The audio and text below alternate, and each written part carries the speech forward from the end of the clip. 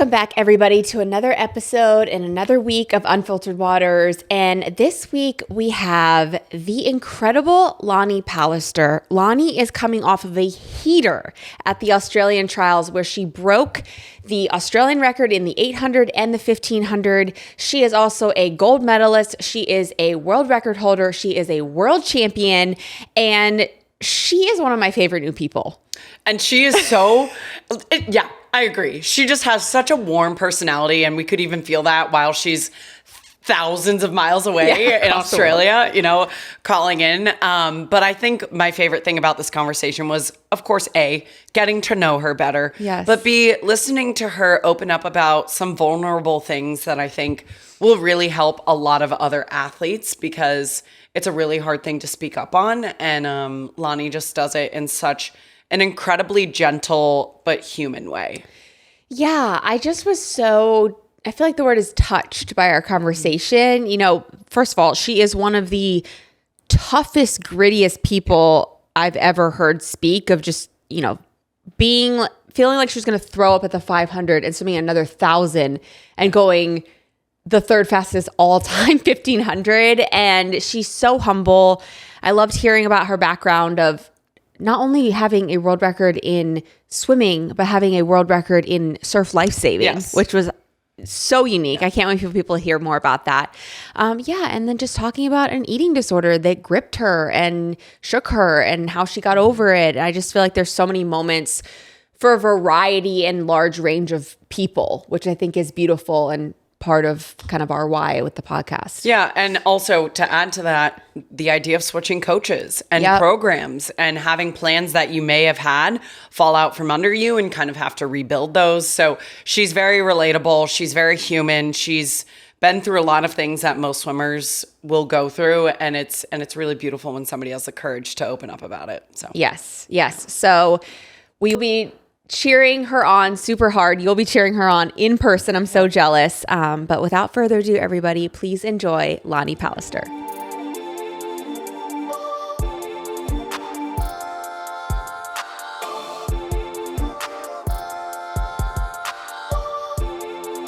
Okay, so there is a growing conversation in sports science and nutrition. Are we really feeding ourselves or just our expectations? Most supplements use cheap, poorly absorbed nutrient forms that look impressive on the label but do very little in the body. Magnesium oxide, for example, has an absorption rate of just 4% compared to over 80% from magnesium glycinate. IM8 fixes this with a single research-backed solution: Daily Ultimate Essentials. It replaces up to 16 separate products with 92 high-impact nutrients to one powerful, great-tasting drink built for absorption, not just marketing. Also, how insanely incredible is their scientific advisory board? They boast experts from NASA, the Mayo Clinic, Cedars-Sinai, and Yale. In athlete speak, give your body what it needs to perform at its highest potential, efficiently and safely. Might I add, they are NSF certified, and it doesn't hurt that it's absolutely delicious. I've not had so much more energy as of late than I have in a really, really long time. So, UW Squad, you know the drill. Use code UNFILTERED for 10% off your first order. Cheers. It's summertime, which means warm weather is here, which also means that I want to be outside and swimming, but doing it conveniently. I'm always on the road. I don't have time to keep driving to pools and back. So the answer to that question is Endless Pools. You get to swim outside or in whatever environment that you have yours installed in, and their HydroDive technology gives me the workout that I would be getting at a pool with a team, but in the comfort of my own home and my own backyard. Go to endlesspools.com/unfiltered for $1,000 off of your order, and you can be enjoying the convenience of having an endless pool in your backyard just like I do. Lani Pallister, welcome to Unfiltered Waters. Thanks for having me, even with our 30-minute delay on technical, but we persevered. We got there. We did. I mean, did a great job. Well, you did a great job. We just sat and waited. We just sat, and I was like, I told Faisal, I'm like, I feel so helpless. I'm trying to problem solve with someone all the way across the world, so I don't really know what I can do to help. Well, just in my typical, I was like, oh, they have to go to bed. It's like almost 8:30, 9 o'clock. Like they've got to sleep for tomorrow morning. But Oh my God, you're so And sweet. meanwhile, we're like, she has training later. Like, Yeah. she can't be just wasting time like this. Like, but no, we very much so appreciate you giving us your time, especially during such a busy but beautiful season of your life. And I think we should just like dive right into that and talk about the insane week that you just had at your trials. I mean, you just put up the third fastest time ever in the 1500, third fastest time ever in the 800. You break four in the 400. You go best time in the Turner Free 154. Like I feel like you just had the meat of your life. Can you kind of walk us through all of that? How you're feeling right now? Is there more in the tank for Singapore? All the things.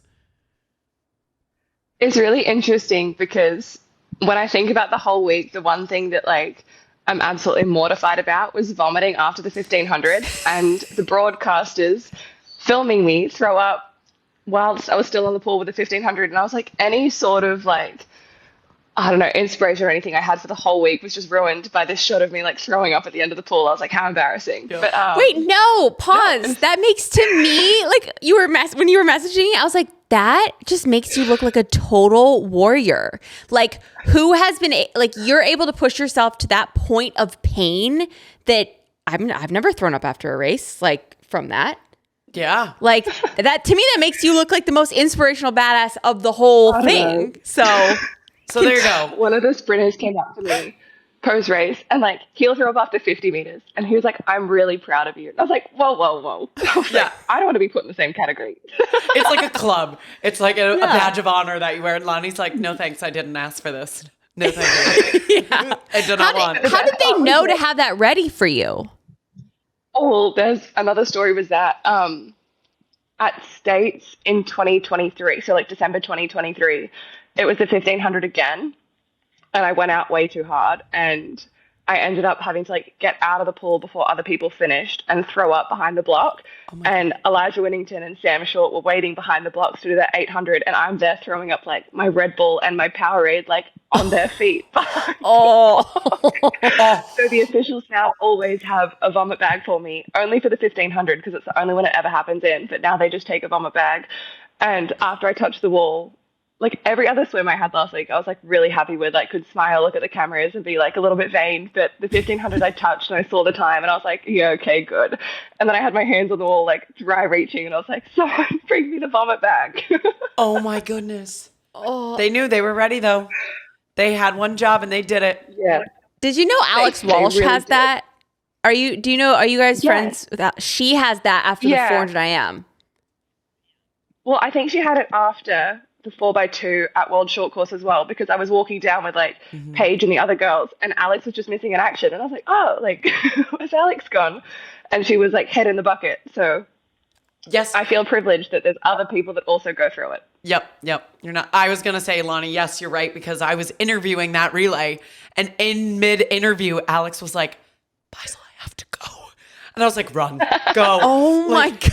no interview is that important. Like, take care of You're also yourself. like, please don't throw up all over me. Oh yeah. I mean, not that I would care. Yeah. That's I mean, I actually wouldn't like love it, but you know, like, You'd be like, you I'll just just broke go. a world record, or like when a 15 whatever you went 15 39? 39 10-second 29? drop. Oh, wait, my You. time. Yeah, Your time. even like the world records for a short course. I was like, yeah, there was like 29 of them, but none of them were mine. So- Yeah, like You're like, thanks. yeah. wait, I would actually love to talk. Like, you swimming that 1500, you dropped 10 seconds from your previous best. Was that a race? I mean, based off of the way that you were swimming, and the 1500 was obviously last, but dropping 10 seconds at the level that you're at, I feel like is unheard of. Yeah. That rarely happens. Did you kind of have an inkling that that was going to happen?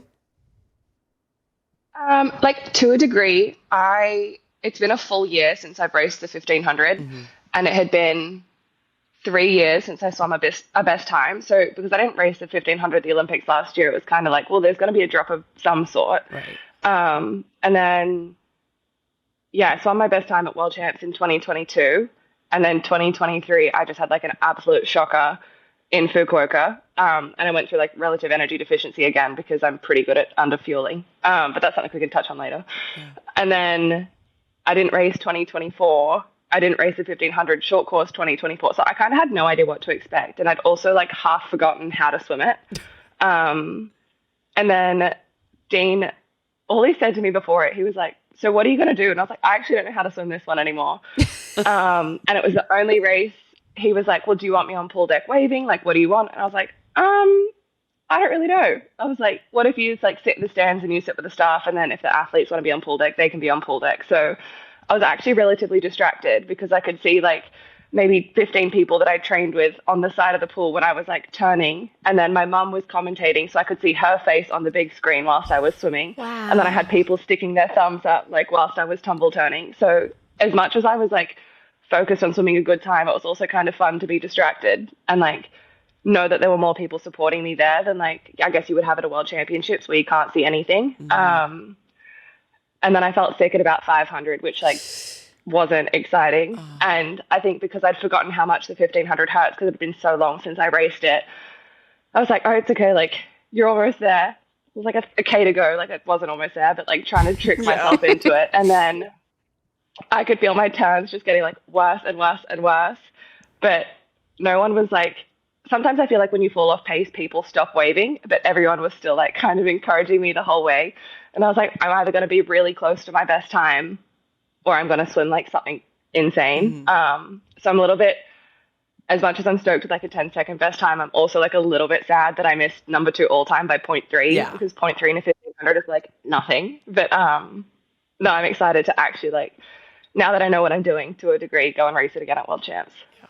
So at the 500, you felt like you were going to be ill. Is just saying you're okay, keep going, the only thing that kept you going? Or like what were you saying to yourself? So one of the boys that I swam with raced the night before, and he dropped like 7 seconds at nationals. So he'd never been under 15 minutes. And then at nationals, he went 15:57. His name's Ben. So he just qualified for World Champs as well. And then, so the night before I raced my 1500, he dropped another 7 seconds and went 5 seconds. Dropped 5 seconds and went 15:52. I was like, well, if he's just PB'd by 5 seconds in like 5 weeks, I was like, if we do the same sessions, then like, at least if I try and swim the way that he swam it, then I'll also PB. So I actually started thinking about him at like 500 meters because he said to me before I raced, like, just lock in, just like beat it like a clock and just keep ticking and, you know, just have fun with it. So I got to 500 and I was like, yeah, like think of Benny. And then I got to the 1,000 and I thought it felt even worse. And I was like, I'm going to throw up. Like it's one of those races where I just like knew it was going to happen. And it almost isn't the aerobic part of the race. It's just like the last 50 when I have to kick. And as soon as I start using my legs, it's like game over. Oh, jeez. It's a lot. That's just, I didn't even know the backstory that you had 1,000 to go and you felt ill. So to know that you just basically gritted through 1,000 is so insane. It's not like the 1500 is so interesting because I feel like mentally it's more tough than physically, but also like once you feel sick, it's not like it just hits you all at once. It's like a really slow gradual build and it just gets like worse and worse and worse. So historically my 500 splits have been like 5:10, 5:18, 5:23. Yeah. And like I would blow up on the back end. So as much as I felt, I mean, I ended up throwing up, but as much as it felt like I was dying towards the end of it, I think I was still like 5:10, 5:14, 5:14. So just like so much more even on the back split comparatively to normal. So I think I was only out like a second faster at the 800 than I was when I saw my best time in 2022. So all of it came from the last 700 meters. Yeah. Wow. That's amazing. And it's cool to think what you can do in Singapore because I feel like you're only going to be getting better. And that's kind of been the trend of your year, right? You had a coaching change. So you left Mum, who was your coach for nearly 20 years, and now you're training at St. Peter's with Dean. What kind of went into that decision, and how has that change been, and how have you adjusted? Yeah, so I tried to convince Lizzie Deckers to move to the Gold Coast with me, and she was like, no, I'm going to stay in Brisbane. And then after Bowley retired, I was the only distance swimmer left in that Gold Coast program with my mum and Mel Marshall. And I really wanted to stay on the Gold Coast because like I love training with my mum, and I really wanted to give Mel a shot because she just moved over from Britain. And I get along with her really well, but I was the only distance swimmer in a squad of people doing like 100, 200 work. And I reckon I cried like 3 times a week for 6 weeks straight because I was just so miserable. Like so everyone else hard. would get out and go to the gym, and I'd still be like 2K left in the pool alone. And I mean, I haven't really talked about this like publicly, but in 2023, I committed to Florida to move to Gators because I was like, in my mind, after the Olympics, I was like, yep, I'm going to 24 distance swimmers. Like I'm in a huge distance program, like perfect. And then that fell through.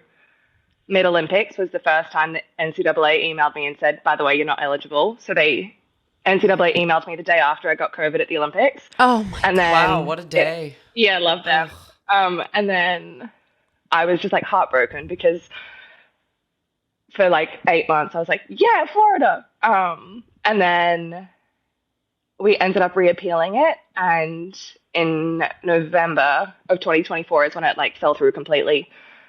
Basically, they wanted me to pay back all of the prize money I've ever accepted, and I was like, no. Wait, what? Is that even? Because I think she's international, maybe. Oh, which like I don't know why I'm acting like I know anything, but like that just sucks. Oh, I'm so sorry.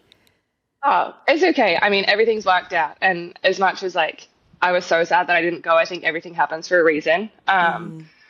I don't know, like if I had been in Florida, I might not be swimming as well as I am now. So like, who knows what would have happened if that ended up happening. But so in my mind, when I was on the Gold Coast, like for a full year straight, I was like, yeah, okay, I'm like going to be in a squad of 24 distance swimmers. And then when I stayed on the Gold Coast, I was the only one. So that was kind of the biggest issue for me, was like, I had to have so much like internal motivation, and post an Olympic year when the Olympics didn't go the way that I wanted them to, like I wasn't really the most positive person. So then when I was swimming alone, like everything going through my head was negative, and it took me a long time to actually like call Dean and ask him if he'd have me. I'd probably thought about it in January, and I didn't make the decision until the start of March. So it wasn't something that I took like lightly. It wasn't like a willy-nilly like, yeah, hey, like I want to move. It was like I spoke to my dad about it. I tried to keep it from my mum because I didn't want her to like convince me to stay on the Gold Coast, and not that she would have, but I just see like I needed to keep her independent from that decision. So then we ended up having this cyclone, and I couldn't go back into training on the Wednesday. I hadn't told like anyone else that I was leaving from my squad yet. So then I called Mel 2 days before I came to Flagstaff to do altitude in America, and I was like, hey, like I wanted to do this in person. Like the cyclone, I think you guys call them hurricanes. I'm not 100% sure. I was thinking, it took me a second. Can't drive. I was like, but like I've got to move on.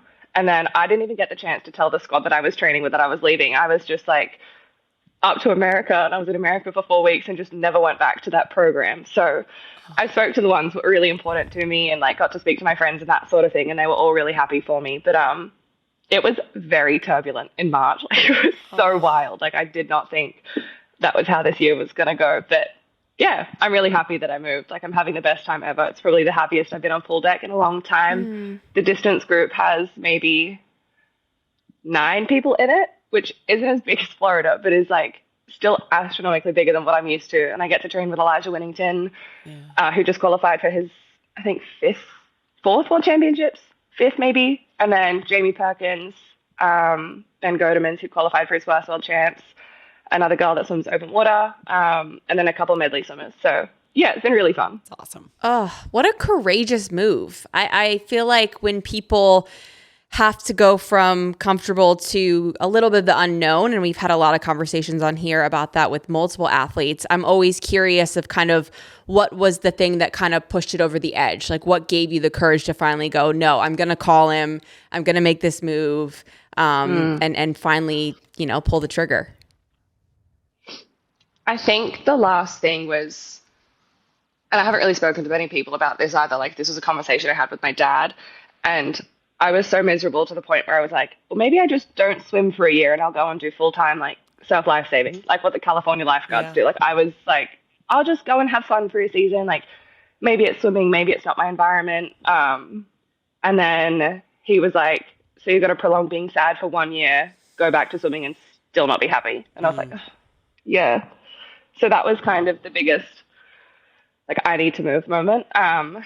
We had our national event camp where all of the like Australian swimmers go and train together for a full week. And there was such a big group of people that I was training with there. And I had so much fun. And then I went back to my program.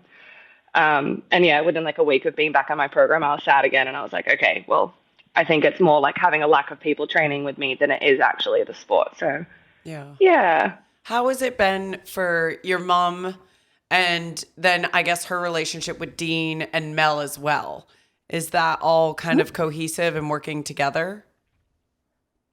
I think it's fine. I think she tries to shield me from a little bit of it, but like Dean, he was taught under Bowley for like a long time. So Dean and Bowley coach in a very similar way, which is the way that I'm used to, and so does my mum, because my mum has been mentored by Bowley and all that sort of thing. So my mum and Dean's relationship's been good since I was like 12 years old. So I've known Dean for almost 10 years now. So it's not like he was a foreign person. It wasn't someone like he'd never met, that I'd never met, sorry. Yeah. So moving wasn't something that I'd never thought about before. Like when I was still in high school, I was like, oh, maybe I'll end up at St. Peter's one day. But I was still swimming well under my mom, and I was like, well, maybe there's no point yet, but like in the future, it could be a potential. And then I was with Bowley from 2021 to 2024, and I was like, well, I'm happy with him. I'm happy still having my mom and the two of them being on pool deck together. So yeah, they're all good. Mel's still really happy for me. We still get to have a joke on pool deck and laugh and that sort of thing. And her and my mum's relationship is good from what I understand. So yeah, it's all positive, which is nice. Good. I think everyone's more just worried about me as a person and as an athlete rather than like thinking about themselves and how it affected them when I moved on, which was, I think the best part was just everyone was supportive of my decision. As it should be. That makes me really refreshed to hear that that's what's going on. Yeah. Can you tell us more about Dean? I feel, we have had Molly on, and obviously from the outside looking in, he is very theatrical on deck at times. But you said something about him asking you where you wanted him during your race, and I think that's really cool to hear. So can you just tell us more about Dean, what he's like, and how you guys interact? I think, so I'm quite a chatty person, but I also think it's really fun to push people's buttons. So I try and push Dean's buttons a fair bit, and I've not got a reaction yet, but I don't know how to explain him. And I think it's something so hard because, like, my perspective of him has completely changed now that I'm training with him. Like, he's a completely different person. And not saying that last year when I wasn't with him, he wasn't a good person or anything like that. He was always so respectful, so polite, and always like really encouraging towards me. But I was also racing Arnie. I was racing Molly and Jamie. So I was racing the athletes that he was training for the same events that I wanted. So I think once you're in his group, like, he would do absolutely anything for you. So that's been really cool. But I also think I was told at the start of trials that he likes sitting up in the stands sometimes to just like get away from the cameras, and they always seem to find him. And then I said before the 400, I was like, well, if I'm trying to crack 4 minutes at this meet, like, I'm going to need you on pool deck. I was like, because I'm going to be alone in it. Like, I'm not really, like, I don't know how to pace it. Like, I've only ever been a 401 high. So if I'm trying to drop 2 seconds, like, I really need you to like do that. And then he came up to me, I think, before the final, and he was like, all right, so I'm just going to hide at 25 meters and you'll just see me pop out at some point in the race. And I was like, yeah, okay. So then it was also kind of like a bit fun trying to see like when I was falling off pace for him to jump out for this 400 free. It was great. It was so great. But I also think it's just nice that when he pops out, especially for like the last 50, I didn't feel like I was alone in that 400. Like, he walked pretty much ran the whole 50 with me, and I made the time by 0.3. That last 200 hurt so bad, by the way. And that was the whole game plan, was like, you're just going to have to go out really hard and see what happens. And I blew up. But anyway, I still cracked 4 minutes, so I'll take it. But I think it was just nice knowing that, like, he was willing to put himself in that position and run up and down pool deck with me because he wants it just as bad as I want it. And I think that says a lot about his character, is like, he believes in his athletes so much more than we believe in ourselves. And I think that's something that is drilled into me for the past like 10 weeks that I've been with him, is that like I'm capable of so much more than I think I am. And I think it's something that I'm finally starting to believe, especially after last week. Like when you get results, it's easy to think like, yeah, maybe I can do that one day. But yeah, when I moved to him, there's absolutely no way I thought I was going to swim those times. And you've only been there for 8 weeks. That's crazy when you just said like, yeah, like the last 10 weeks. It's like, what? That's... Jeez, think about what you're going to do in 3 years. Yes. Yes. I love that. Oh, I'm so pumped for you, Lani. I know. And I think like, I know that training doesn't just like change overnight. Like there's stuff that I did last year that I should have swum so much faster than I did. But it's nice that he's found something that's actually been able to like bring it out of me when I'm racing. I think the other thing is like, I think you'd ask anyone on the international stage, like I'm quite like a social person when I go into race. Like I'm normally pretty distracted by like who I'm seeing and who's walking past. Oh, hi, how are you? Yes. But the one thing at trials was like, all I like really changed pre-race was like how focused I was on what I wanted. And that's been huge for me, which is, I mean, it was hard to get my head around, like not being as social as usual, to the point where I tried to ignore the cameras and the interview they asked me to do before the 400 and the 1500. I just like headphones in, jacket around my mouth, and I was like, no one talk to me. Wait, they're asking and then you... they pulled me back and they were like... They're asking for you for an interview pre-race? Channel 9. Interesting. It was only like a little one. It'd be like a minute or something. But there's like this corridor when you walk in the pool down in Adelaide, and the camera's kind of like, he's standing like this, walking backwards, but it's just like on you as you're walking. It's so awkward. Yeah. So then Ariane interviewed me before the 400 and was just like, what do you think of tonight? I was like, I don't know. So there's only like select, I guess, races that they'll do it to you for, but they did it before the 400 and then my 1500. I think they got Cam McAvoy before his 50. And I think it's like a broadcasting thing, is that they want like a small athlete clip before they race the final that night. But yeah, I was interviewed like 2 hours before I swam my 400 free final, my 1500 final, because I get to the full 2 hours before I race. So it was like as I'm walking in, they like get you and then you go and sit down. Kind of like like I guess how they do here in the States with basketball, like they kind of get them walking in. Yeah. So I guess in other sports it's similar, but yeah, it's very not what we're used to here in the States for swimming. Yeah. I mean, I understand both ways of it, because like I think for the sport to grow, especially in Australia and internationally, I guess, is that you have to be able to like market a product. Yeah. So then being able to have like athlete insight when you're walking into a championship meet or into, I guess, like a final, having something that they're able to put out to the public that are watching at home, but also play on like the screen that's in the stadium, draws more attention to it. But I think that's when it ends up being like the athletes are the product and like the athletes aren't the athletes sometimes. But yeah, we're used to it. Like we've done it forever and a day in Australia. I remember them filming me going into, I think it was 2022, and I'd missed the team the year before, and I was like, please don't film me. Yeah. I was like, go away. But I ended up making the team, so it was fine. But yeah, especially for the young ones that aren't used to it, can be pretty nerve-wracking. But I'm good at talking, so it didn't matter. Yeah. I want to hear more really quickly about, you said you had to focus on like what you wanted. Can you tell us more about that process? Like, is it visualization? Is it looking at something written down? Like what are you doing before the race? So before the 400, when I walked in, like I was still pretty bubbly, and like I thought I was like a lot less social than what I was, but apparently not. So you. The intention was there. Oh, Lani, you and I would be a nightmare in the ready room together. We would be separated. Yeah. Sometimes I struggle because like I go into the ready room and no one wants to talk to me. And I'm like, okay, I just need like one more social person. Please, like, anybody.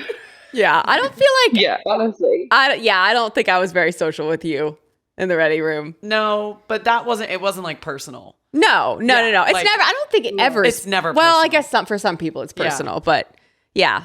I honestly wish I was more like you guys. Like, I think that's way more fun than like just sitting there like, I know, but now look at like Lani and I were probably wishing we were more like you and like lasered in, which you were telling us about. So please, yes, sorry. I got on a tangent. Yes.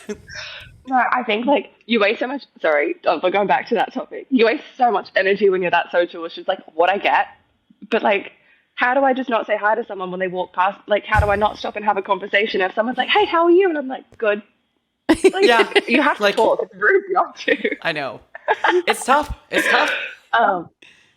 It's hard. It's so hard. But that's like I remember when I met you, Faisal, at World Short Course, and I was like, I feel like I'd known you for like 10 years. Yes. And we just hit it off with John straight away, and I was like, oh, this is great. I know, and I felt so bad. It was like a whirlwind interview. Like Lani was waiting for me, and I was doing exactly what you were just talking about. I was being a little social butterfly. Poor Lani is like about to race, and I'm like, hey, what's up? It was And so John's funny. like, Weren't you like the spinny turntable thingy? I don't know. oh, dude, we had so many lulls there. You like this summer will be the so same fun. because it's John and I again. So we're gonna have to perfect. FaceTime Katie. I know. I feel so much FOMO right now, guys. I'm so sorry. I'm so sorry. So much FOMO. But Lani, I'm gonna help you, and when I see you in Singapore, I'm not gonna say a word. I'm gonna say No, you can say hello. Well, if it's before your race. You can say You guys are just gonna walk past each other and I'm not gonna say anything. I'm gonna say, John, she's locked in right now. Don't look at her. I just remember the morning after the 400, he was like, so you were like a lot more locked in than usual. And I was like, I have to be more locked in than that? Yeah. It was like, and it's kind of weird because like the headphones I have are noise canceling. So I can't even hear if someone asks me a question when I've got my headphones in. So like someone will just be like staring at me and all I hear is like noises in my headphones because the music I listen to pre-race like is not music at all. It's horrendous. I couldn't play it any other time except unless it was before I race. So I just have like noises going on in my headphones and then someone will ask me a question, at least staring at me, waiting for an answer. And I'm like, can't hear you. Sorry.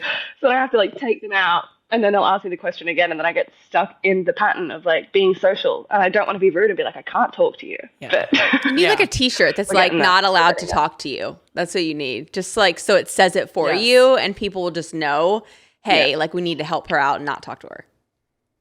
But I was definitely disruptive in school. Like, Yeah, I was that's always fair. talking That's during fair. class. So Wait, Lani, I am so curious what music or not music you're listening to. Thank you for asking that. Like, what is it?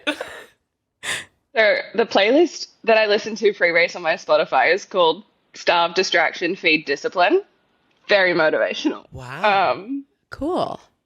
So it's like all EDM, just like noises. There's not many lyrics to it, Okay. but I'll send you it later and you can listen to it and be mortified by it. I think some of the boys would appreciate it, but my mom, like, if I'm driving with her in the car, like I can't listen to that pre-race music when I'm on my way to the pool because her ears would bleed. Fair. So we Is it just just gotta not play it. Like, is it like,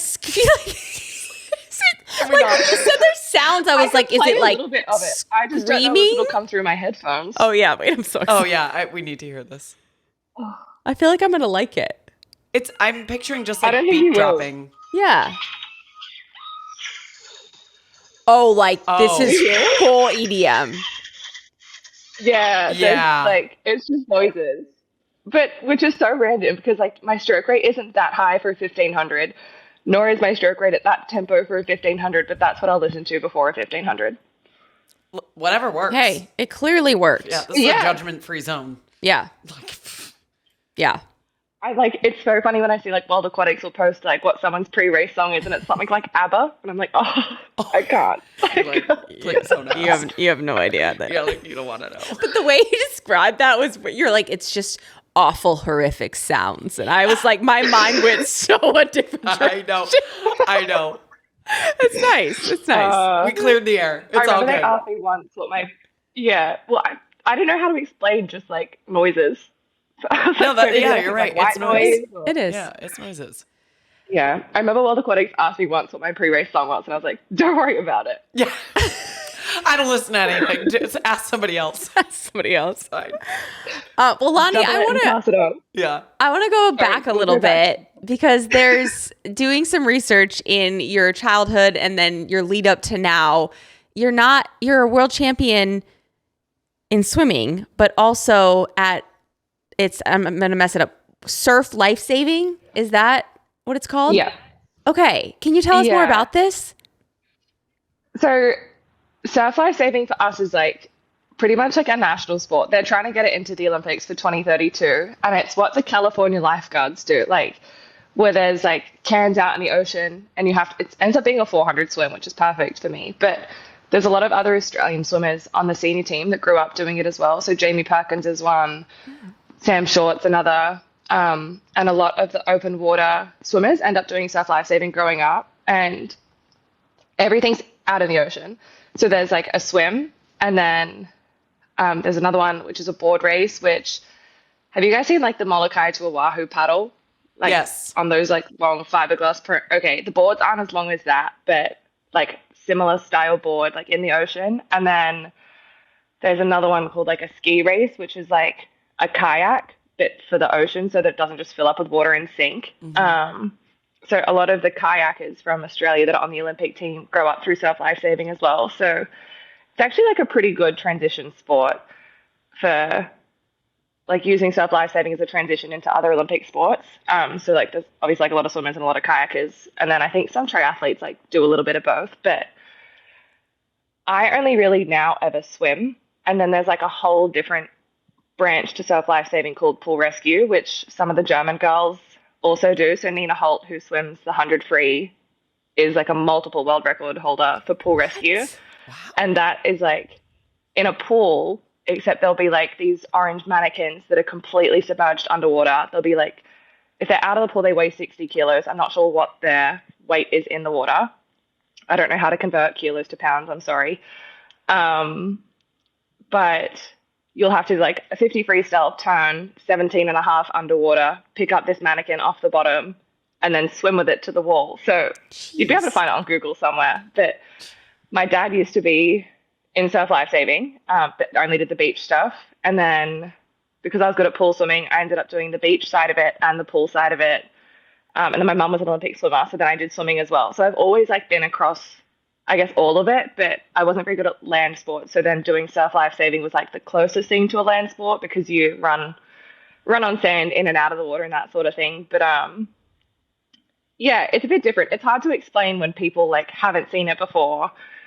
But for me, it's just a bit of fun. Like I don't train for it. Like it's a 400 freestyle. So I think growing up in the surf and like knowing how to read the ocean and catch waves and know what a rip is and that sort of thing, like it was easy for me to just keep doing it as I've gotten older. I still raced it at the start of this year, and it's something that I still do all the time just because it's a bit of fun. But yeah, there's a world championship held every 2 years, I think. I think it's the same as swimming. I think it'd be every 2 years. So last year was on the Gold Coast, and then next year is in either Egypt or Morocco. I'm not 100% sure. So cool. Yeah, somewhere fun. But yeah, it's cool. Yeah. I mean, would it line? I'm just getting way ahead of us, but like 2032, if you could swim in both. Yeah, like if swimming was first and then surf life saving was second. That'd be sick. It depends what events they put in. So at the beach, they also do like relays, and then sort of be like one person runs around like these two flags up on the beach, and then like has to go and tag someone else, and the next person will like board paddle out around like different cans and then come in, and then the last person ski paddles. But then there's also like, those are the three individual events. You do them like in order in a relay, but then there's also one more individual event that's all three of them combined. So like one person will have to do like the full swim course, run, do the transition, the full board course, run, transition, and then the full ski course. And sometimes it can take up to like 25 minutes because of how big the surf is. So we still race when it's like 5 feet swell. That's crazy. And sometimes it's like really short. But I think the hardest thing for it becoming an Olympic sport is there's no like variable that you can control. Like the only thing you can control is like the first person across the line. And a lot of European countries that are landlocked don't have access to like oceans with swell. So then it's pretty much just like giving Australia Olympic gold medals. But I don't know what they're doing with it. I'm not 100% sure, but I only swim. So I don't really like doing the iron or the other, like we call them craft events. So I'm not 100% sure what events that they were nominating for the Olympics because it's not the full program. Right. Because our national championships for surf life saving ends up being like a 5-day meet as well. Wow. That is really cool. Yeah. I mean, okay, so let's go even further back. You mentioned your mom being an Olympian, swimming the same events as you in 1988, the 8 free, the 4 free. Also, your godmother is Dawn Fraser. Yeah, what? Who are you? Like, Who are you? Like, how did that happen? Is your mom super tight or your dad? Yeah, tell us everything. The other funny one is that like I grew up around Lisa Curry. And then now I'm training with Kai Taylor and his mum is Hayley Lewis, who used to compete against my mum. So all of us is just like kind of interlinked somehow. Unbelievable. But my mum met Dawn in 88 when my mum qualified for the Olympic team. Okay. So then they became like besties when my mum was still swimming. And then Dawn was at my christening. So like in my life, she's just been Dawn. Like she's not this like huge, big icon, like Australian icon. Like she's just a normal person to me. And obviously like as I got older, I understood like what she'd done, what she'd achieved, who she is and like how important she was. Yeah. But she was important to me for different reasons just because she was like a special family member. So I don't even know how they became friends originally. I think it was literally just through swimming. Sorry. And then what was the other question? Dawn and my mum. And my mum went to the Olympics in 88 and I think she was 5th and 6th, I think. 5th in the 400 and 6th in the 8, potentially. But I think she should have a bronze medal in the 4 because it was in the East German doping period. But I'm not sure what's going on with all of that. And I don't like talking about that. But Yeah. In my mind, she's 3rd. So We love that. yeah. Bronze, so cool. bronze medalist. Yeah. Yeah, bronze medalist. And you say that Dawn Fraser being an Australian icon, I think she's an international icon. Oh, Like, yeah. Katie and I were like, We were like, Dawn Fraser is her godmother. Like even we as Americans are obsessed with her and worship her. Good. And yeah, she is an icon. Yeah. So you can let her know. Okay, good. Well, like, it's so funny because, like, we went into Christmas a couple years with her up at her house. So everyone's like, oh my God, Dawn. And I'm like, yeah. Like, I think it's funny, like, when you grow around, like, grow up around really special people and grow up around people that have, like, done things like that. I guess, like, the perspective difference. But it was also the same, like, growing up with my mum. Yeah. Everyone would be like, I swam with your mum or I watched your mum swim at the Olympics. And I was like, she's just my mum. Like, okay. Right. But, yeah, I think because, like, because of the connections my mum has and the people that my mum knows and stuff from sport, like, growing up around people that are famous, I guess, is just, like, normal for me. Yeah. Which I think is nice also because I don't really get that starstruck when I go overseas and meet new people. Like, obviously, if I'm meeting someone that I think is inspirational or that I've, like, watched as I've grown up, like, I get, like, a little bit starstruck, but it's not, like, completely in awe. It's more just, like, having so much respect for, like, knowing what they've done and what they've achieved rather than, I guess, I don't know how to explain it, but. Well, yeah, I was going to actually ask that is like, I think it can go one or two directions of you have a famous parent or they've accomplished that, they're a professional athlete or Olympian or, it can intimidate the child and they just want to rebel, or it just becomes the norm, right? Like you grew up, you're like, like you make the Olympics. It's something that's totally possible. And I think the same can be said if you grow up on a team. For example, my team, that was just like what you did. Like you made the Olympics at 15. Yeah. There's like a lineage of it. So I guess for you, I think I know the answer, but I don't want to put it in your mouth. Like, how did that affect your view on the sport and your view on the Olympic dream? It's so funny. I got a DM the other day actually on Instagram and I got called the Harry Potter of Australian swimming and surf lifesaving because of my parents being like, both of your parents were so famous that you were like going to be famous from birth because your parents were famous. And I was like, is that a compliment? Like, thanks. I think it's a compliment. Yeah. Lily and James Potter were legends. Let's be real. Honestly. Yeah. So, yes. And Harry's a legend, so perfect. Correct. Correct. I actually have this Harry Potter. It's horrendous, but I've got this Harry Potter shirt, and it's like Harry and Dobby at a college frat party. Anyway, I love Harry I Potter. So love not the Dobby. point. Dobby is a house elf. Master has given Dobby a sock. Oh, I love him. Master, Dobby, it's free. Wait, you have to pause and tell her about what you said to Chalmers Oh my now. God, Lani. We interviewed Chalmers a couple weeks ago. First of all, I think he thinks I'm psychotic. I think that too. Which is fine. fine. Because I am. But I called him the Dumbledore of the Hunter Free. Because he's like, oh, he's always been there. No, it's a good thing. But he doesn't really know Harry I'm Potter. old. So, no, yeah. He's not that old, but I feel like he's just been around the block since Yes. Yeah. we got 2016. He was winning Olympics at 18. Yeah. And he's Yeah. been in every final pretty much Yeah, that makes since. sense. And he was I think making that a makes point sense. of like how all of these young swimmers kind of like looked up to him and now they're racing against him. And my point was like, yeah, you're like the Dumbledore of the Hunter Free. And I don't think he's a Harry Potter guy. And he was like, oh, okay. Oh no. It's so funny. We're definitely Rude. making that a clip because the episode comes out on Wednesday, so we're pretty hype about it. I'm gonna have to tell him. I'm gonna have to force him to watch Harry Potter with me in staging or something. Yes, It's you just- are. I'll Yes, make you him are. understand. Perfect. Yes. Perfect. It never like my mum didn't want me to swim. Like obviously she wanted me to swim for water safety and understanding like Australia was completely surrounded by water. Like there was no option for me to like live anywhere coastal and like not be able to swim. So when I first started swimming, it was more like water safety. And I was very, very lucky growing up that like we had a backyard pool. So if I was to fall in the pool and I couldn't swim, then like I would drown. So I think me swimming initially was more just about like being able to grow up and be safe in the environment that I'm constantly in. And then I remember, she put me in every sport like possible. I did netball, basketball, I did jujitsu, I did soccer or football, whichever one you guys call it. I did like touch football. I played tennis for a bit. Like I did everything. And the ones that I chose were like the ones that my parents did. And my mum was still swimming coaching at that point, but I don't think any swimmer when they retire thinks that they're going to have to wake up at 5 o'clock for the next 20 years of their life as well because they've got a kid that's then in the sport. No. So then I remember there was like one state championships. I would have been like 11 or 12.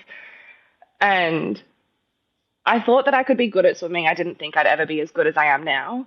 And she didn't push me into it at all. She was like, if you don't want to swim, you don't have to swim. And I was like, well, no, I want to swim because you swam.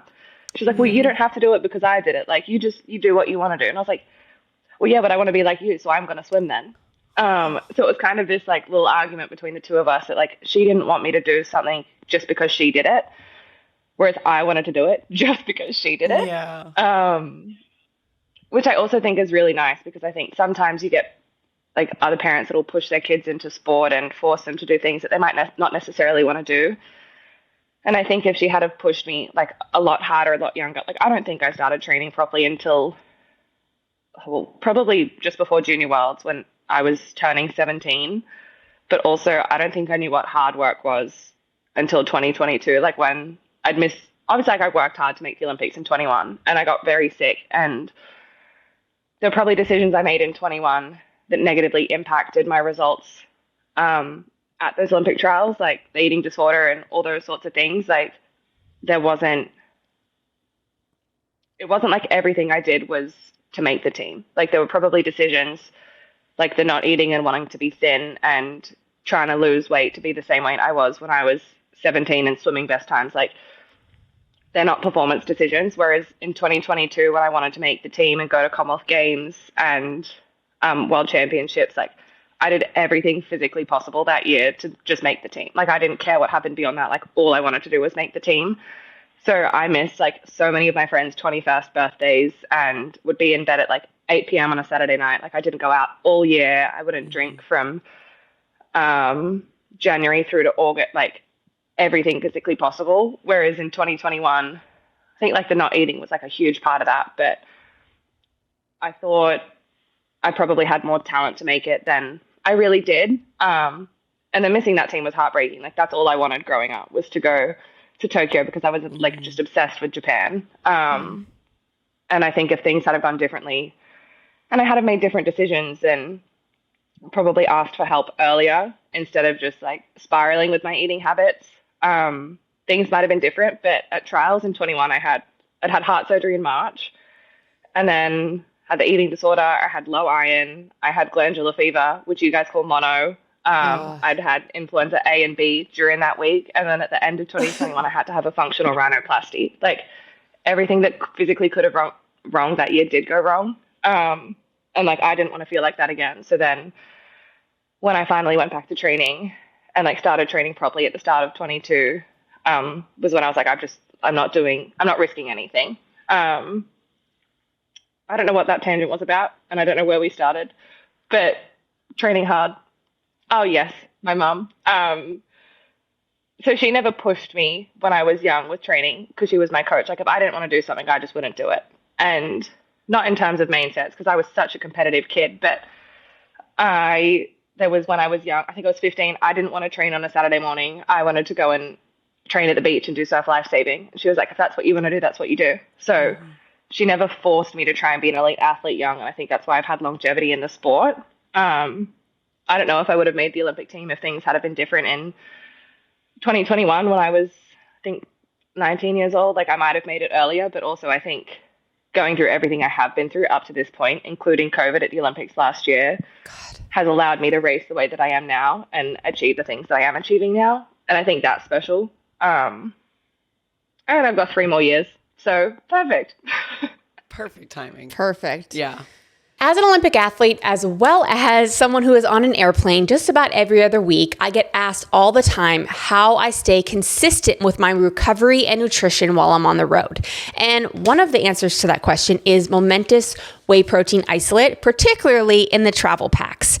We all know when you're on the road, so much is out of your control. The flights get delayed. You don't know what's for dinner. You don't know what's at the competition site. The list goes on and on and on. And I don't know about you, but that creates a lot of anxiety. So having multiple packs of these in my backpack, knowing for a fact that not only am I going to be guaranteed 25 grams of protein, I know it's going to be easy on my digestion because it's 99% lactose free. And I know that Momentous is taking painstaking lengths to test their product, so I know it's clean. And on top of that, it's NSF certified. So take control of your travel, take control of your recovery, make sure you're building that lean muscle, and use Momentous. It's code Unfiltered for 35% off your first order. Oh my gosh, I have so many questions, but I appreciate you bringing up the eating disorder, and obviously as much as you're comfortable to share, but I think what makes this past Australian trial so sweet, and now knowing your story even more, is just like what you've had to overcome to get to this point to be swimming so killer. What can you tell us about your eating disorder and how you overcame it and how you were so brave to then ask for help? So, I mean, I think growing up, especially being in a sport like swimming, there's always some sort of, I guess, like preconception about what you should look like in a pair of togs. Yep.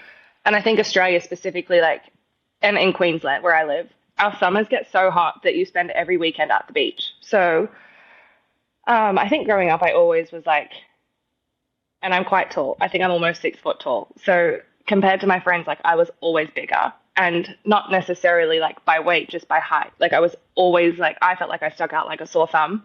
So when I started like swimming more competitively, obviously like I'm going to put on more muscle than my friends at school that weren't doing sport. And it wasn't something I ever acted on until I was start of 21. I was 18. I think I was 18. And I was kind of told like, if you want to swim your best times again, then you have to be the same weight you were when you swam your best times. And like in my mind, I was like, yeah, that kind of checks out. Like if you're talking about body comp and performance composition, and like I understood the science behind it, but I think the thing that I failed to acknowledge was that I was almost 2 years older. We'd just gone through a COVID break. I'd hit puberty and I'd been in the gym. So for me, losing 4 kilos, I was already I was so thin, and I was just like, yeah, like that makes sense.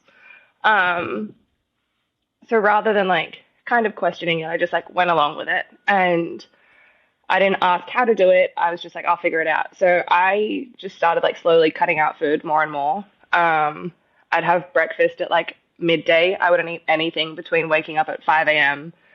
and 12 a.m. Like I'd eat breakfast literally at midday and have nothing before it. So I'd swim, gym, drive home, just hang out for a bit, and then have breakfast at midday.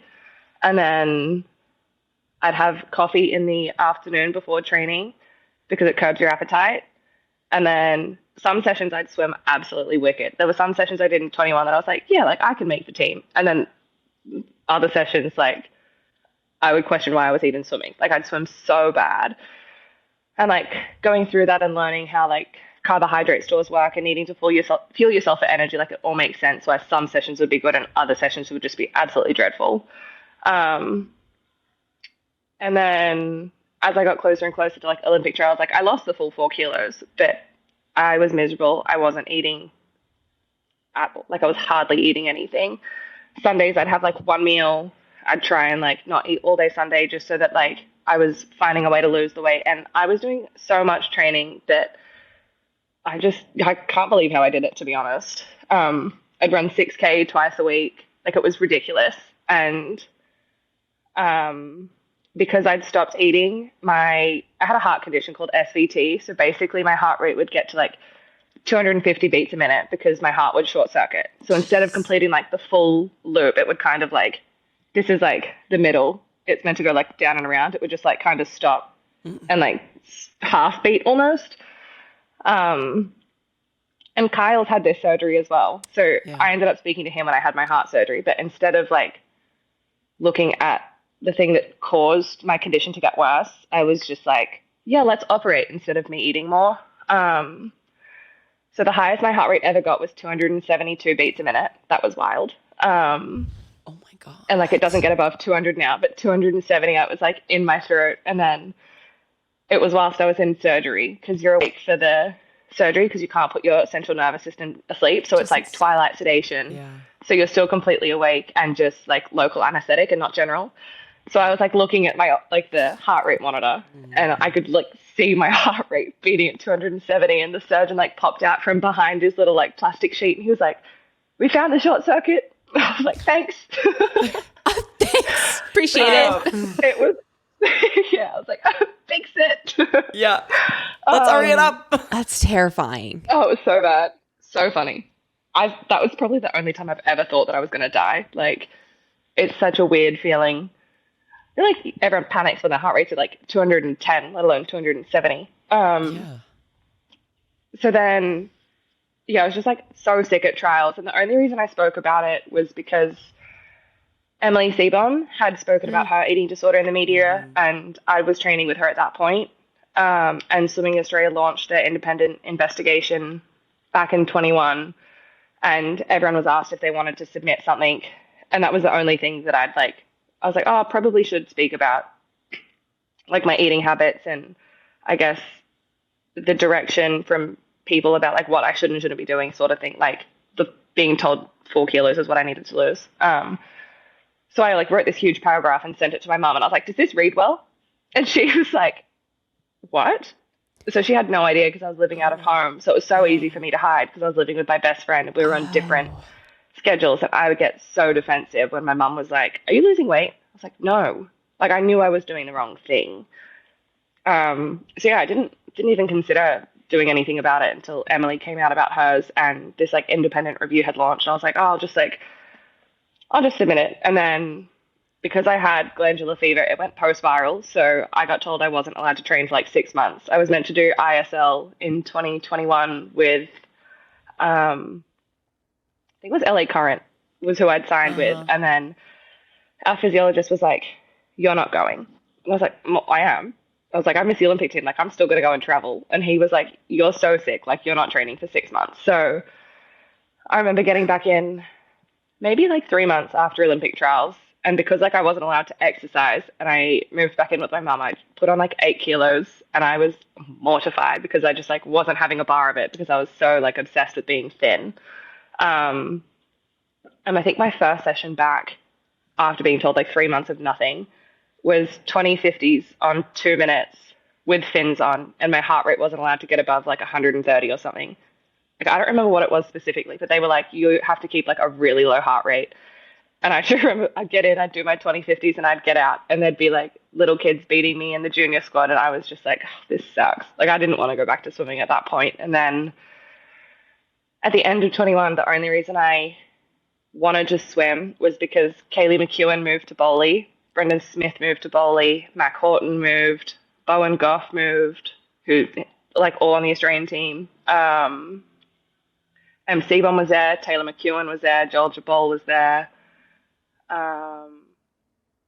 Tom Fraser Holmes had just retired, but he was still coaching at Grip. Like there were so many people that like I knew and that I was friends with and that had been on the team and that like I just wanted to travel with and go and do camps and stuff with that had moved all to the same program. And I was like, I guess I'll give it one more shot. And then I think I said this on a Swim Swam podcast in 2022 that if I had have missed the team in 22 and not made world champs or com games, and I was like, yep, I'm going to America. And then I didn't think anything of it after that. And then obviously I had the conversation in 23 with Florida. It was like, yeah, I'm going to come. And then it fell apart again. So it just wasn't meant to be. But yeah, that year was wild.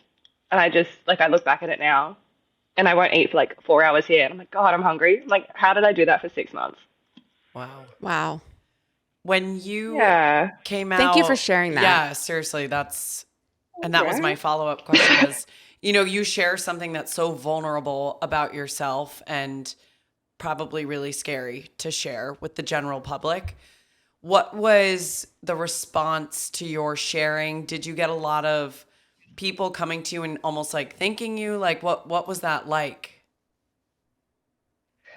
I think, so I didn't share it for a full year. It didn't come out until the middle of, after I'd made the team in 2022.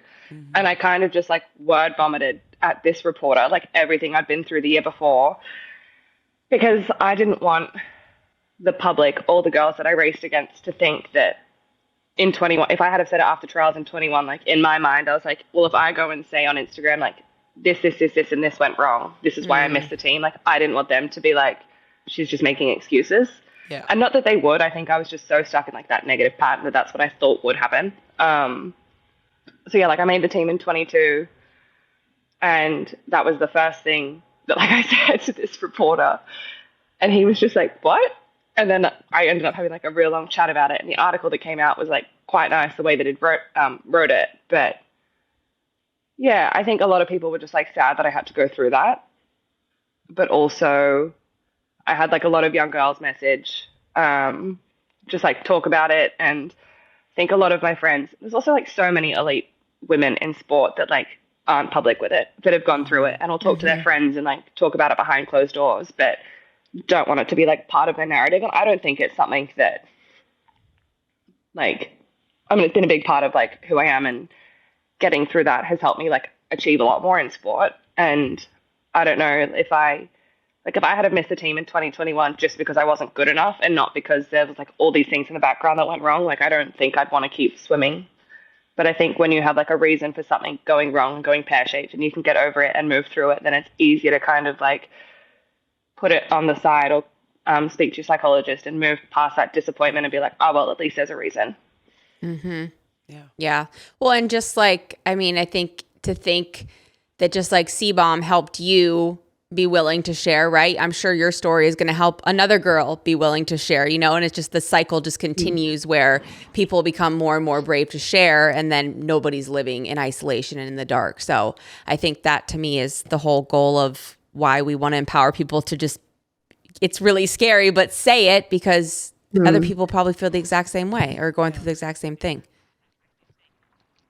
Yeah. I still work with the psych that I ended up working with after 2021. So I've spoken to him for, was that 4 years now? And if I didn't start speaking to him at the end of 21, there's like absolutely no chance that I'd be swimming right now. And I thought, gosh, he's made me, I don't like to say that I'm proud of myself, like ever. Like that's just not something that comes out of it's not part of my vocabulary. Like there's always something that I can like do better, be better, move on to, that sort of thing. And I reckon it's taken him like 4 years for me to be able to say like I'm proud of myself for something. And And like a lot of it hasn't even been around swimming. It's been around being proud of like moving on from that part of my life. And I just want to talk about like what a good set I did in the pool. And he's like, yeah, but are you proud of it? And I'm like, not yet. And he's like, okay, Lani, we're still working on it. Right. We're a work in progress. Well, I want to ask, were you proud of your performances at trials? I was, except I think like every single race I got out, and the 400 is probably the only one that I was like, that one's fine. Like the 400 is not my favorite event by any means. Like it's not, the 400 is an event that I'm like, yes, like let's do it. Like it's just, it's too short. It's just too short and it's hard to put together and I just don't like it that much. And I race it because I'm good at it and I'm getting better at it. And it's important for my 800 and 1500, but it's not like my favorite race to get up and do. Whereas like the 800, when I didn't want them to get me swearing on camera. And then I remember Reagan did it after she cracked one of the world records and she swore. And I was like, you know what? It's fine. It all comes out eventually. But I love that. I turned around and saw 810. And the first thing I thought was like, oh, so close to 809. And then I realized it was the Oz record. And I was just like, all I said was the F-bomb. And then hit the water. And the photo that came out that they took and posted was absolutely dreadful. And I was not impressed. They always I'm like are. biting my lower lip trying to say the F word. Anyway. That was like, oh God, that record's one that I've wanted for so long. Like the 800 is, I think it sits in the middle. Like I don't like the 4, the 1500 is quite long, but like the 8 is just like the sweet spot. It's a bit like Goldilocks. That's right. Yeah, so that record's one that I've wanted for years. And I think I've been like capable of it since probably 2023. But so yeah, to finally hit that one was just like bliss. It's like, thank God, it's mine. And then I think once I cracked the 800 and went 810, I knew that I was on track. I wouldn't say that I knew that I was going to have, but like I knew I'd be on track to go under 1546. Like if I'm going 810 and going slower than a 1546, and like I'm doing something wrong with my back end in the 1500. But I definitely didn't think that I'd crack the 1500 Commonwealth record, which Lauren Boyle held since like 2015. Wow. And didn't think that I'd go under 1540 at trials. So yeah, last week was, as much as I'm proud of it, like I'm not content. Like there's so many things from last week that I'm like, oh, I wish I had done that better. And I think that's what, just like as athletes, they're going to look at it and be like, it's not perfect yet. And perfection just doesn't exist. But it's one thing doing it domestically. But I think if I had to put that week together at a world championships, then I would be able to be like, yeah, perfect. Like I'm proud of that. But I think until I'm doing it in like a challenging environment, it's not going to like click for me yet. Yep. I think that's the perfect mentality though. It's like proud, but not content. Like I think that's the perfect mixture of things. And you do get to in like 6 weeks, you do get to see how it stacks up. So you guys are having you're locked in. You're not talking to her. No, I'm avoiding Lani until after the race. Headphones in, shades on, hood up. You won't see me. I'll talk to you after the race. Might have a wig on when I interview you. I'll put on a blonde wig or something. She's like undercover with a mustache. Walking out for her race. Oh my God. Full cameo. Well, Lani, we're going to go into our power play section, which is just some more really fun, lighthearted, rapid fire questions. So I've got 3. So my first one is, what is something your brain wants to convince you to do, but you fight it? Kick. Kick. Oh, no, that's something that my body needs me to do, but I don't do. Something that it wants to convince me to do, but I won't. Oh, this is really bad. So I'm a really picky eater, like so picky. And all I want in life is to be able to sit in front of like a bowl of salad and be content. Like all I want is to be able to sit and eat a Caesar salad. And I just can't do it. It's just not your thing. No. Oh. And I hate it because like we'll go on teams, or like I'll be in the dining hall with like other people from like overseas, and I'm like, oh, they're gonna think I ate like a 12-year-old. So bad. Like it's so bad. Like a hot dog. Yeah, I mean, so Faisal thinks it's okay. First off, let me ask you: do you like hot dogs? Yes. Oh, She don't thinks look at me she like thinks that I'm just ridiculous that I like hot dogs, and Why? so yeah, No, it's like Katie Hoff's favorite We have food. these like they're so good. Okay, well, like they bring me I like them. I so much. wouldn't say they're my favorite. Okay, Yeah. that's not my They bring favorite. joy, and that's okay. They bring joy. Yeah, that's not my That's favorite fair. food. I'll get behind Relax. it bringing you joy. All right. All right, moving on. Moving on. I have to show you something that brings me joy. Hold on. Oh, hold all on. right. Ooh, I love this.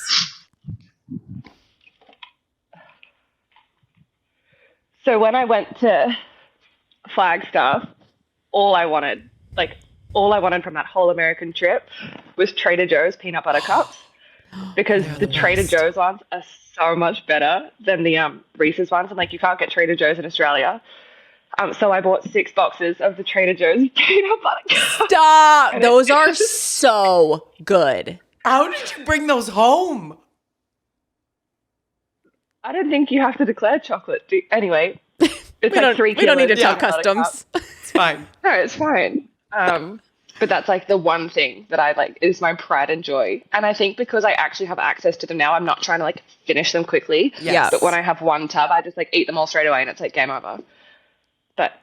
But now that my you have little- 6, my I'll bring little- you some too to Singapore. Yeah, bring her an Yeah, extra. I'm going to bring you some. Or do you like the dark chocolate I ones? think Jill Cox is the milk chocolate because milk Jill chocolate. Cox sent me a text and she was like, if you need anything American, I was like, peanut butter cups. Thank you. She's so cute. Hit me up as well. I'll bring it. Speaking of kind of food related questions, what is your coffee order? Oh, in Australia, I'm happy to just have like an iced latte and that's it. But Australians are like, I feel like we're very snobby with our coffee. Like when I came to America, like I was just not impressed. And I don't know why it's so different. But I It think is. like Australians take coffee culture like so seriously. So it's the best. Yeah, but when I was in Flagstaff, I was having like vanilla lattes from Dunkin' Donuts with something else. They were great. They were so good. But when I'm at home, I'm just having an iced latte with nothing else in it. Very nice. Yeah. No, I agree. I like even in Paris when we were there, I'm like drinking the lattes and I'm like, what is up with our coffee in America? Because it's weak compared to this. Yeah. It makes me sad. Australian coffee culture is Chef's no, kiss. You're trying to do an Australian accent then when you coffee. I was like, what? coffee. Australian coffee culture. Go back to your Dobby impression. Dobby is a free elf. Oh my God. How would you politely end a conversation with an annoying person? All right, I'll let you go now. Let's move along now. Actually, really good. That's really good. All right, I'll let you go now. Like, all right, I'll let you go. Like, Yeah. if I have to end a conversation, it's like, I'm letting you go. I'm being annoying by keeping you here. So like, all right, like I'll let you go. That's And so such an easy smart. one to like get out of it. Put it That's on really them. good. Yeah, that's Wow. really good. I I'm really using like that. Yep. I want to know, do you like Vegemite? Yes. How should I eat it? Okay, so not with a spoon. Because I've seen Americans try that where they like Yes. eat Vegemite out of the tub with a spoon like it's Nutella. No. No. I like it just on like toast with like butter, like thick butter, and then like a little bit of Vegemite. Okay. Like I think you guys just like have a little bit too much Vegemite to bread ratio. You have to like build up to it. That was my issue when Yeah. I tried it. Yeah. Classic American. It's just like, I don't know. It's very salty. I don't really know how to explain even like, I mean, I'm fine if I like have it out of a spoon because I've grown up having it. But Right. if you're someone that's only just starting to have Vegemite, like I wouldn't say just go and eat it with a spoon. Yeah, we gotta like work up to it. I also feel like I almost Yeah. look at it now as like it's more of like a seasoning. Like if you look a bit more, at least I do, as a seasoning Yeah. than a spread. Because if it's a spread, Yeah. Americans are just like slathering it Yes. on. That's our Yeah. problem. Yeah, I think the butter has to be the spread and the Vegemite is the seasoning. that makes sense. Perfect. I All will right, try that let's next give it time I'm another here. crack. Let's Yeah, give we it will. another crack. We Keep me will. updated. You Absolutely. gotta let me know. Yes, we will. Okay, last one from me. What is a certain product that you cannot live without? Ooh. So I've used the same mascara for like 3 years, and it's the only one that doesn't crumble when I swim. And it's one thing with swimming that like we saw me throwing up at the end of the 1500, but at least my mascara looked nice. That's right. So it's the benefit, bad girl bang. I don't know, it comes in a black and blue tube. And that's like the last thing that I have to do before I go on race is like put mascara back on. Amazing. I love that. Yeah. That's awesome. Just need to feel like a little girly. Right? Just a little bit girly. Just a little bit more. Yeah. Because the cap and goggles aren't like the best. And the like pressing down suits, so are just like everything about it. I am so jealous of like track athletes and gymnasts because they get to look all like cute and dry. Cute and dry. Yeah. True. The runners all have like, they'll have that, like Sha'Carri Richardson has like wig, lashes, makeup, Everything. nails. And I'm like, oh, Everything. Hate it. Everything. Yeah. Although I Hate it will so say, much. Lani, your nails always look really good. this is the first time I've had them done since short course. They look Because really I ripped nice. one of my natural nails off in the lane route. So like, I lost my whole natural nail in the lane route before the 4x2. So then half of the photos I got from short course, I have like tape trying to like tape my Oh nail my back God. down because my nail was stuck up like this way instead of like growing. It was awful. Nope. And it's taken like 4 months to grow back, but now it's back and they're back on. So it's Okay, fine. this is good. This is great. Okay, last question for me. What is your most cherished possession? Oh.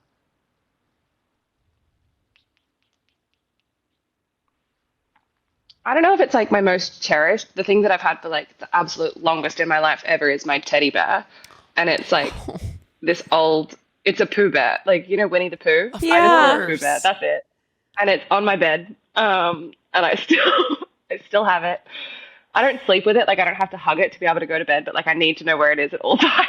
Wait, So so it does he doesn't go on travel these with me. trips? Oh, he travels with you. No, because if I lose it, then like it'd just ruin me. So it You're right, stays it's at true. home when I travel, but like I have to know that it's on my bed at home. That's so wholesome. So cute. Oh my gosh.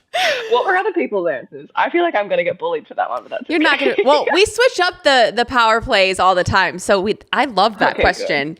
Beisel and I work. We have this like gold mine of like questions. We're giving away our sources, but we share the list, and so we just found a gold mine of a new list. So we'll make sure we ask that again to people and see what they say. But I love. Yeah. If anyone bullies you for that answer, I will block them and yell at them and I have exile like them. 7 stuffed animals on my bed. Do I'm not you? kidding. Snowman is the leader.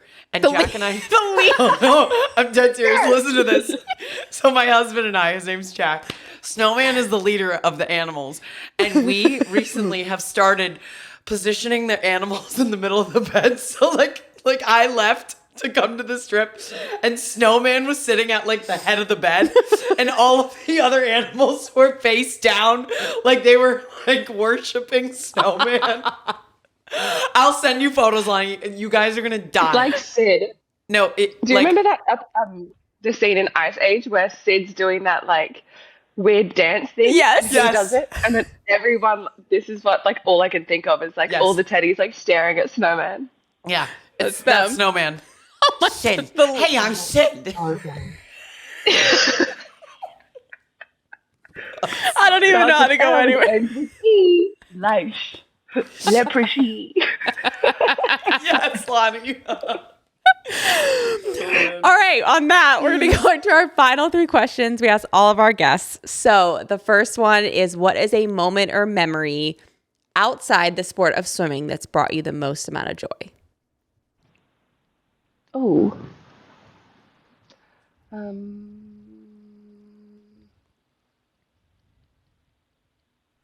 I feel like there should be so many, and there definitely are lots. But actually, oh, this is kind of swimming related. Not really. My best friend flew to Paris last year whilst I was at the Olympics, but we went to dinner at this restaurant called Perouche that was like one of the highest rooftops in Paris. So post racing, like I was sat having cocktails at dinner with my best friend who chose like a week before I started racing to fly over to come and watch. But it was just like nice being in a foreign city, having dinner with my best friend in Paris, watching the sunset and being able to see like the Eiffel Tower, the Arc de Triomphe, and like all of that. That was pretty cool. That's awesome. That's epic. Yeah, that's incredible. And you have an incredible friend. Oh, I'm lucky. Yeah. Same question, but what's something that's brought you the most amount of joy inside the pool?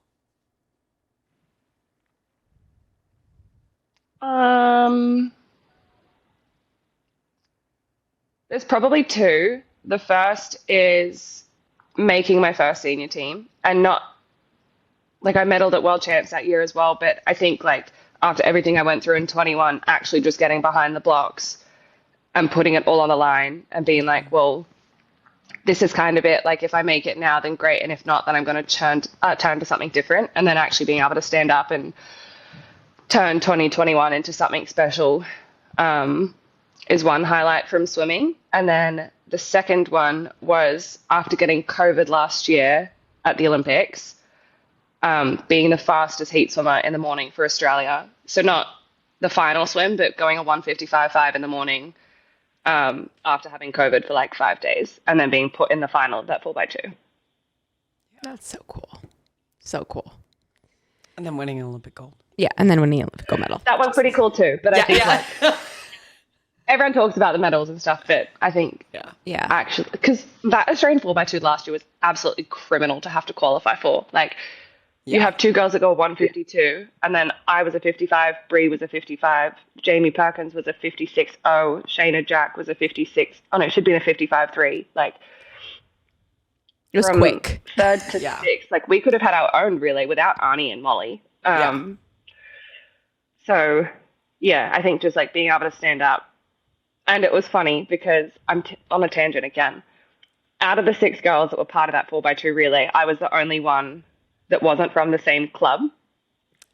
So all 5 of those girls all trained at St. Peter's, and I was the only one that wasn't at St. Peter's. And now I've jumped ship and gone to St. Peter's. Now you're St. Peter's. Now you're all there. Wow. They were like, you couldn't have done this a year earlier, so we could have had like a club relay. And I was like, no, sorry. That's actually crazy. I didn't realize that. Club relay, winning an Olympic gold medal. That's the world record is a club relay. Yeah, yeah. Wow, that's casual. crazy. Yeah, so casual. Yeah, wild.